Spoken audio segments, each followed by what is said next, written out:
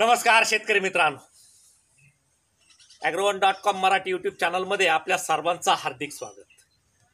मित्रो, आज ॲग्रोवन.com मराठीतर्फे प्रामुख्याने जी चर्चा आपण करणार आहोत तर अंडे देणाऱ्या कोंबड्यांना रोग प्रतिबंधक लसीचा कार्यक्रम कशा प्रकारे असला पाहिजे किंवा त्याचं वेळापत्रक कशा पद्धतीने असलं पाहिजे या अनुषंगाने चर्चा करणार. आता मित्र, पहिल्या व्हिडिओमध्ये किंवा नेमकं कुक्कुटपालनाचं अर्थशास्त्र नेमकं कशा पद्धतीने असतं हे मी शाश्वतपणे की लेअरच्या कोंबड्यामध्ये आणि गावरान क्रॉसमध्ये कसं असतं, त्याचा नफा किती होतो हे शाश्वत व्हिडिओ टाकला. आता मित्र, कुक्कुटपालनाच्या अंतर्गत जर व्यवसाय सक्सेस करायचा असेल तर लसीकरण हा खूप महत्त्वाचा घटक किंवा खूप महत्त्वाचा कार्यक्रम या ठिकाणी या व्यवसायामध्ये मानला जातो. आता ज्यावेळेस तुम्ही कुक्कुटपालन कराल तर त्यावेळी पहिल्या दिवसापासून या अंडे देणाऱ्या कोंबड्यांचं जे काही रोग प्रतिबंधक लसीचा कार्यक्रम आहे तर हा पहिल्या दिवसापासून हा आखीव असला पाहिजे. आणि याच्यात जर आपला डिस्टर्बन्स आला तर निश्चित पर्यायाने या कुक्कुटपालनाच्या व्यवसायामध्ये या पक्ष्यांना विविध प्रकारचे रोग होतात. या रोगापायी ते मृत्यू पावतात आणि पर्यायाने या व्यवसायामध्ये आपला तोटा होतो. मित्र, हा अंडे देणाऱ्या कोंबड्यांसाठी जो काही लसीचा जो काही कार्यक्रम आहे तर हा पहिल्या दिवसापासून राबवला जातो. आणि जवळपास हा कार्यक्रम म्हणजे 85 ते 126 दिवसापर्यंत, म्हणजे ज्याला म्हणूया आपण की 126 दिवसापर्यंत जवळजवळ शेवटचा कार्यक्रम हा लसीचा संपतो. आता पहिल्या दिवशी जी उबवणी केंद्रामध्येच जे पिल्लं तयार होतात तर त्या ठिकाणी मॅरेक्सची जी काही लस आहे तर ती पायाच्या स्नायूमधून द्यावी लागते. आता पहिल्याच दिवशी आपल्याला पिल्लं मिळतात असं नाही, पण ही जबाबदारी जी आहे मॅरेक्स लस देण्याची तर ही उबवणी केंद्रावाल्यांची आहे किंवा पिल्लं जे आपल्याला देणार आहे त्यांची आहे. आता मित्र, 5 ते 7 दिवसामध्ये दुसरा टप्पा जो लसीचा येतो तो लासोटा F1. आता ही जी काही लस आहे तर ही नाकाच्या त्या भोक्ष्यामधून, जे चोचीला नाकाजवळ कोंबड्यांच्या भोक्ष्या असतात, एक तर त्या नाकातून अथवा मग डोळ्यातून एक थेंब द्यायची. आता साधारणपणे 5 ते 7 दिवसानंतर, म्हणजे आता 5 ते 7 दिवसामध्ये आपण लासोटा F1 दिली ती नाकातून अथवा डोळ्यातून.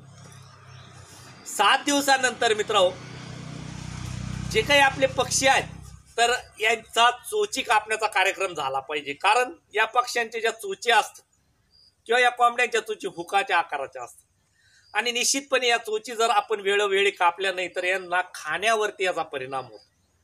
आता अर्थात लेअरच्या कोंबड्या आहेत, आणताने तर आपण डायरेक्ट काय पिंजऱ्यात घालणार नाही, याच्यातून एकामेकाला मारहाण करणे, त्याच्यातून इजा पोचणे म्हणून साठी, पण प्रामुख्याने खाण्यावरती मोठा परिणाम या चोचीमुळे होत असतो.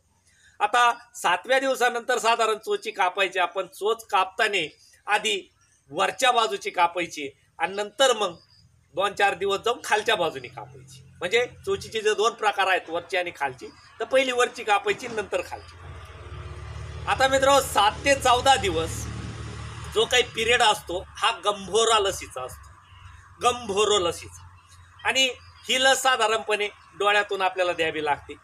त्याच्यानंतर मित्र 28 दिवस, म्हणजे ज्यावेळेस पक्षी आपले 28 दिवसाचे होतील तर इन्फेक्टोसिस ब्रॉन्कायटिस जी काही लस आहे तर साधारणपणे ही सुद्धा डोळ्यातून आपल्याला एक थेंब द्यायची. आता त्याच्यानंतर हा जो काही कार्यक्रम आहे तर हा आठवड्याच्या माध्यमात चालतो, पण मी आता दिवसाच्या माध्यमात तुम्हाला सांगू राहिलो. मग आता 35व्या दिवशी तुम्हाला परत लासोटाची लस ही पिण्याच्या पाण्यातून द्यायची.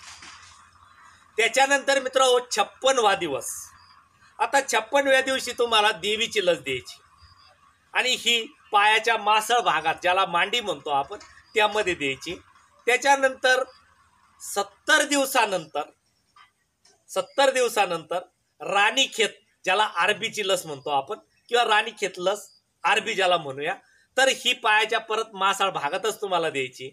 आणि त्याच्यानंतर 85 दिवसांनी परत तुम्हाला एकदा या पक्ष्यांच्या ज्या काही वाढलेल्या चोची आहेत तर त्या कापायच्या. कारण आता 85 दिवस म्हणजे जवळपास 90 दिवसाच्या आसपास ही पक्षी पोहोचतात, त्यांच्या चोची वाढतात, खाण्याला परतही अडचण होते. पण हा चोची वाढून, ज्या चोची वाढण्याचा कार्यक्रम आहे तर हा वेळोवेळी त्या चोची वाढू द्यायच्या नाही. आणि 126 दिवसांनी परत एकदा राणीखेतची म्हणजे राणीखेत जी लस आहे लासोटामध्ये, तर ती पाण्यातून द्यायची. आता मित्र, ज्यावेळेस आपण हा लसीकरणाचा कार्यक्रम आपल्या कुक्कुटपालनामध्ये राबवतो किंवा पक्ष्यांना आपण ज्यावेळेस लस देतो, त्यावेळी लस दिल्यानंतर साधारणपणे 3 दिवस व्हिटॅमिन मिश्रित, भलं मग तुम्ही पाण्यातून द्या, कुठल्याही प्रकारचं व्हिटॅमिन पाण्यातून द्या किंवा मग खाद्यातून द्या. कारण का, जर आपण लसीकरण केलं तर लसीचा ताण निश्चितपणे या पक्ष्यांवरती पडतो, पक्षी आजारी पडल्यासारखे वाटतात.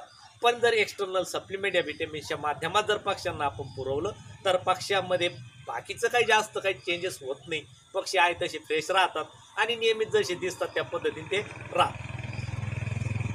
आता मित्र, काय करायचंय की लसीकरणाबरोबरच जो काही जंतनाशकाचा कार्यक्रम तो दर 3 महिन्याला एकदा आपण राबवायचा. म्हणजे वर्षातून साधारणपणे 3 चौक 12, म्हणजे 4 वेळा आपल्याला 3 महिन्याच्या अंतराने राबवावं लागेल. तर जंताचं एक औषध साधारण पाण्यातून आपण जर या कोंबड्यांना पाजत गेलो तर खूप चांगल्या पद्धतीचं जे काही मेंटेनन्स आपल्या अंड्यावरच्या कोंबड्यांचं आहे, तर या रोगाला बळी न पडता शाश्वतपणे आपण त्या व्यवसायाच्या टार्गेटपर्यंत पोहोचू शकतो. तर मित्र, ॲग्रोवन.com मराठीतर्फे व अंडे देणाऱ्या कोंबड्यांचं प्रतिबंधक लसीचा कार्यक्रम किंवा नियोजन कसं असलं पाहिजे, चोची कापण्याची वेळ कशी असली पाहिजे आणि लसीकरणामध्ये आपण दक्षता व लसीकरण करण्याआधी किंवा नंतर 3 दिवस आपण दक्षता काय घेतली पाहिजे, या अनुषंगाने हा जर व्हिडिओ तुम्हाला आवडला असेल तर निश्चितपणे लाईक करा, शेअर करा, सबस्क्राईब करा, बहुतांश बाबत मित्रांपर्यंत पाठवा. राम राम.